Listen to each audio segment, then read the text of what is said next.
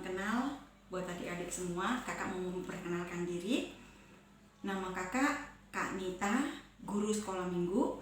Dan melalui channel YouTube ini kakak pengen sekali menjangkau adik-adik yang suka menonton YouTube. Bisa melalui channel ini adik-adik juga boleh mendapatkan sesuatu sehingga hidup adik-adik semuanya diberkati oleh Tuhan.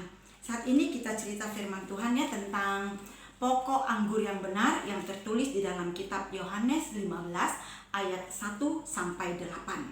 Di ayat yang pertama dikatakan, dalam perikop ini berjudul ya, pokok anggur yang benar. Dan di ayat yang pertama dikatakan, akulah pokok anggur yang benar dan Bapakulah pengusahanya.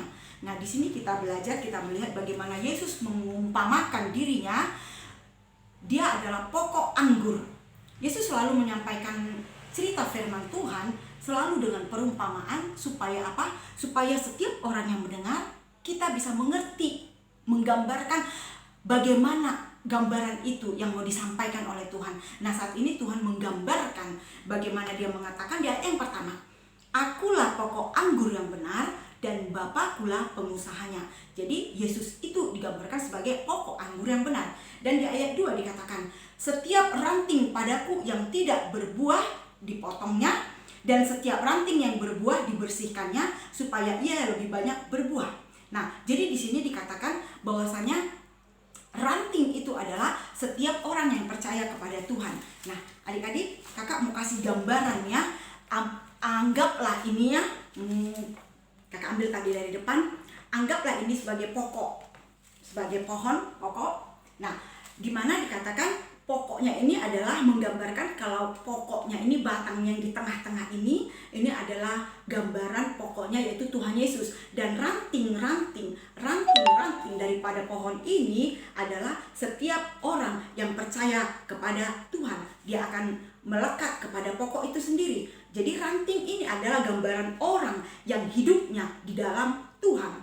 Yang hidupnya di dalam Tuhan. Dia digambarkan sebagai ranting. Jadi anggaplah ini mungkin ranting yang ini mungkin rantingnya ini Nita, mungkin yang rantingnya ini namanya si Hanil, atau mungkin rantingnya ini namanya Mona, atau yang ranting ini namanya Noel, atau yang ranting ini namanya Tika. Semua setiap orang pokoknya itu, di dalam pokok itu ada ranting. Ranting itulah yang menggambarkan orang-orang yang hidup di dalam Tuhan, yang dianggap, yang melambangkan murid Yesus. Nah, apa yang akan terjadi adik-adik? Andaikan batangnya ini rantingnya ini dicopot, dipatahkan, anggaplah misalnya ini, copotlah dari sini, lepaslah dia. Apa yang akan terjadi dengan ranting yang copot, yang lepas ini dari batangnya tadi, dari pohonnya tadi? Pasti adik-adik tahu apa yang akan terjadi. Ranting ini akan menjadi kering, akan menjadi layu, akan menjadi tidak bisa berbuat apa-apa, tidak bisa menghasilkan buah. Ibaratnya digambarkan seperti inilah dia, kering. Inilah gambaran kalau orang itu tidak hidup di dalam Tuhan, dia akan kering. Kering, layu. Bisa digambarkan seperti orang yang tidak mempunyai pengharapan di dalam hidupnya.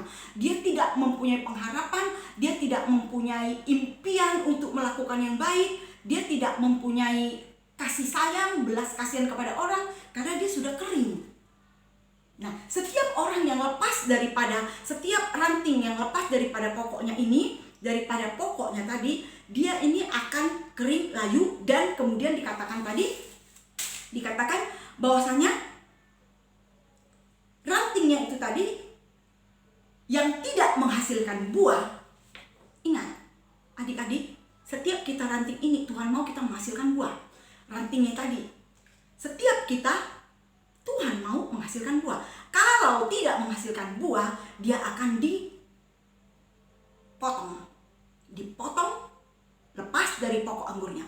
Setiap kita Tuhan tuntut, adik-adik ya, Tuhan tuntut daripada kita untuk kita menghasilkan buah.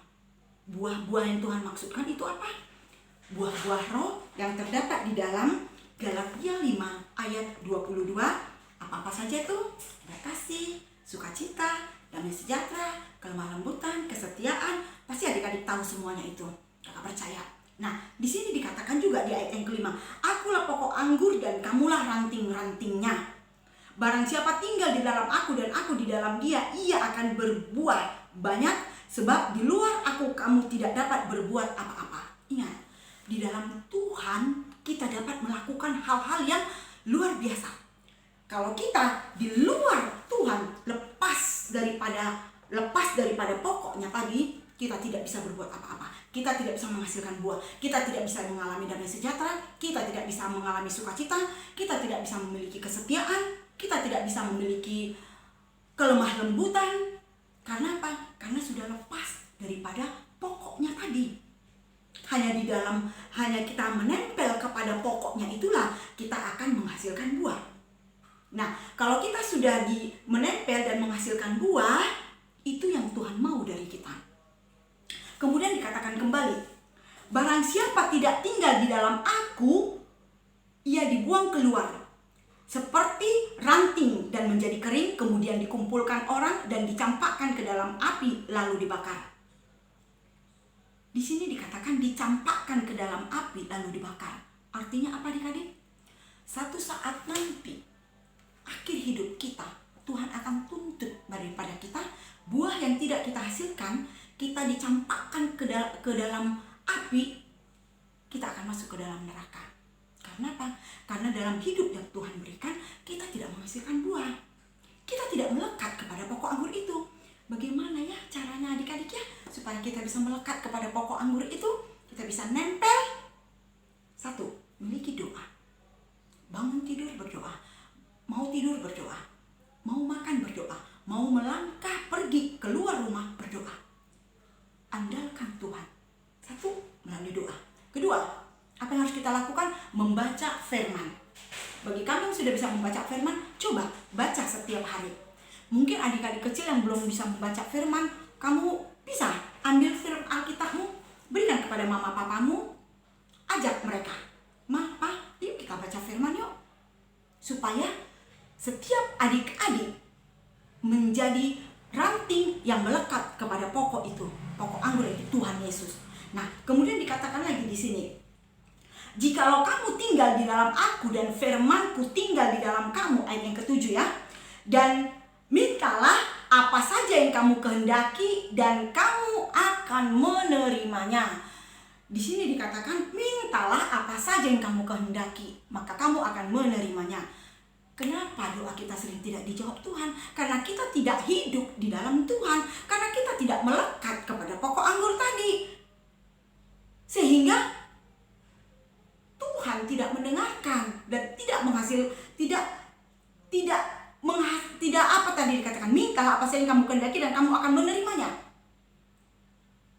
Bagaimana untuk kita bisa menerima jawaban doa kita? Adik-adik kecil, kamu juga sudah bisa loh berdoa. Pasti, kakak percaya, kamu anak yang luar biasa. Doa itu berbicara kepada Tuhan. Melalui doa kamu akan memiliki hubungan yang baik dengan Tuhan. Melalui doa kamu bisa cerita kepada Tuhan apa yang menjadi isi hatimu. Nah, pada saat kita memiliki hubungan dengan Tuhan, kita melekat kepada Tuhan, dan kita berdoa, kita minta apa saja, Tuhan akan memberikan. Kita bisa berdoa untuk mama papa kita.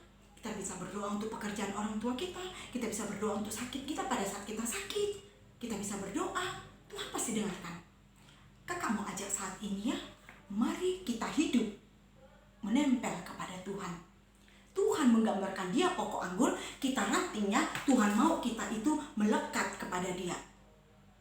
Orang yang hidup di dalam Tuhan, dia akan menghasilkan buah, damai sejahtera, sukacita, kebaikan, kemurahan, kelemah lembutan. Dan kakak percaya, melalui firman ini, adik-adik akan menghasilkan buah. Dan doamu, apa saja yang kau minta, pasti Tuhan akan memberikan. Karena apa? Karena kamu hidup di dalam Tuhan. Seperti ranting tadi yang melekat kepada pokok anggur itu. Kakak mau mengajak, Kak Nita mengajak adik-adik semua, setiap hari Minggu, ayo bangun, cepat, ikuti sekolah minggu, dimanapun kalian bergereja, ikutin. Karena ada berkat yang luar biasa yang akan kalian dapatkan melalui ibadah sekolah minggu, supaya pada saat masa dewasa kalian akan bisa berjalan di dalam kebenaran Tuhan dan kalian menjadi anak yang hebat. Amin. Bye-bye, sampai jumpa pada cerita berikutnya. Tuhan memberkati.